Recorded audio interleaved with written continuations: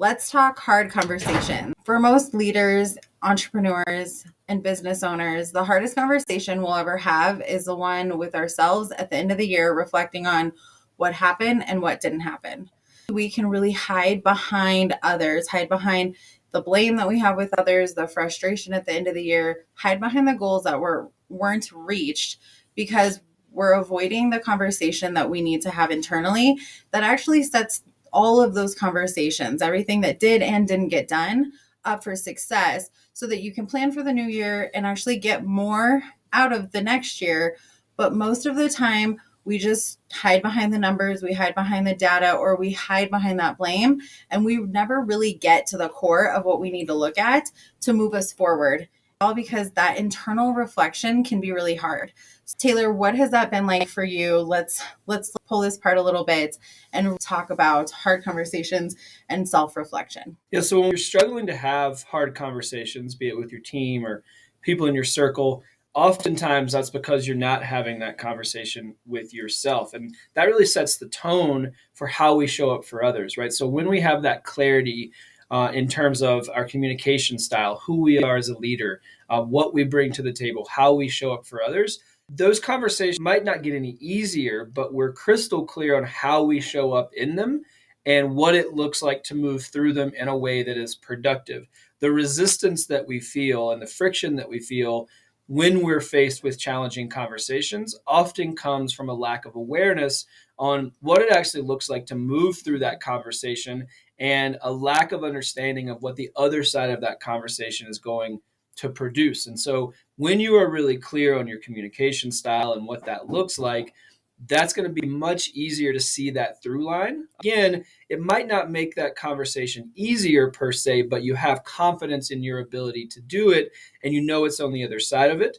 That is really where this reflection piece comes in. And it's so important to take this time of the year and reflect and understand who you are, what worked, be honest, check in, and really set the tone for the next year. And so much of that comes with conversations with others so that we can really facilitate helping people show up in their full potential as we move into the next year. And that can be challenging. So I want to share a quick story just to highlight what this looks like from a place of personal development and self-care. So one of the ways that's shown up for me in terms of self-reflection is when I wasn't honest with myself about how I was taking care of myself in terms of my physical health, my mental and emotional health. I wasn't prioritizing myself appropriately because I thought that leadership was about pouring out to others. I thought that I should put myself last and everybody else comes first, and that would be the solution. And when I gave myself the opportunity to reflect, and again, I really leaned in and I was really honest, and I was like, you know what?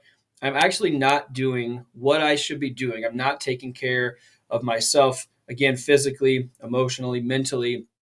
And that's detracting from my ability to pour into others. And that's a really tough conversation. That was something that I really struggled with. But when I shifted that, what it allowed me to do was to go and have those conversations, to go and pour into my team and to push people towards their full potential and to really support them in a way that was meaningful. And so, that's not a comfortable conversation, but it's one that was critical for me. And that's happened many times over the course of my career. And it's something that always yields major results. So Christine, what's your example of that? Yeah, a number of years ago with a past business, I found myself at the end of the year super frustrated with my team. We weren't hitting our goals. We were really just like our product was falling flat, and there was some big challenges within what we were finding. And I was blaming up and down. It was everybody else's fault. When I was able to stop and actually self-reflect and actually look at the business model, I realized it wasn't my team at all. It was our business model and how we were taking out our product.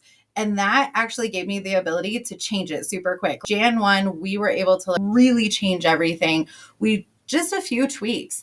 But if I would have never stopped to actually reflect and understand what I was upset about, the business model, and give my team the same space to do that, our business model would have never changed. And we would have probably honestly closed the doors because it wasn't working. And if we would have continued that over the next couple of years, we would have been in the ground.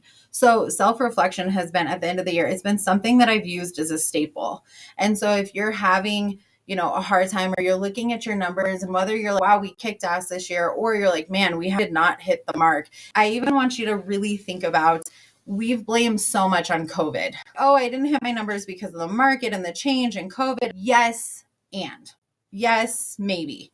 So I really want you to think about, how can you bring that blame, that frustration, that thing that you might be hiding behind, and just pull back the layers a little bit to see what's underneath. We have a workshop at the end of this month that we're going to actually help you do that. We're going to help you pull back the layers, ask the right questions, give you space as a leader, a safe space to just take some time, focus on you. Like Taylor was saying, it's just about having the time and the space and someone else to come beside you and go, yeah, like, here's the questions. That was one of my biggest challenges when I first got into reflection work, dove into leadership.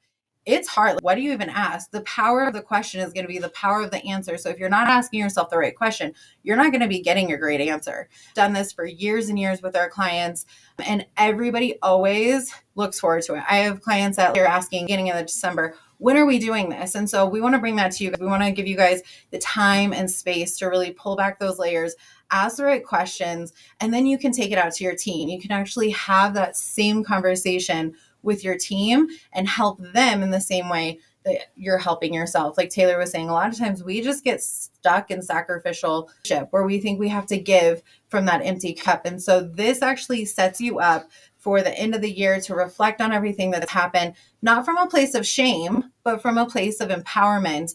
And then you can actually give from an overflow. You can give from overflow versus your lack. So this is going to be life-changing. This is going to be something that you'll want to do every single year because it's that forward moving, super simple. Taylor, will you just share like the details and where they can find this and when it is? Yeah, so December 28th, we're going to host the virtual workshop. So first and foremost, you can be anywhere in the world. We're going to open that up, just a small fee to come in. And that's going to be at 9 o'clock in the morning, Mountain Standard Time. And so this is going to be for entrepreneurs, for leaders. If you have a team, if you've connected or resonated with any of the kind of challenges and pain points that we've talked about, this is for you. No matter where you're at, oftentimes these are things that we struggle with, right? Self-reflection is hard. It's always easier to look outward than to look inward. But in order to set us up for the year ahead, we have to start with ourselves. We have to start with a strong foundation so that we can build and have the best year possible. So again, that's December 28th at 9 o'clock a.m. Mountain Standard Time. We're going to post all the details via Eventbrite. You can sign up there and we'll deliver all the necessary information to you ahead of the workshop. But we're excited to host this. Like Christine said, it's something that's been impactful for so many of our clients year after year. And we're excited to open it up to everyone and just give everyone an opportunity to have a super clear and super impactful start to the new year. So if you have any questions, please reach out. Otherwise, we'll see you on December 28th at 9 o'clock Mountain Standard Time.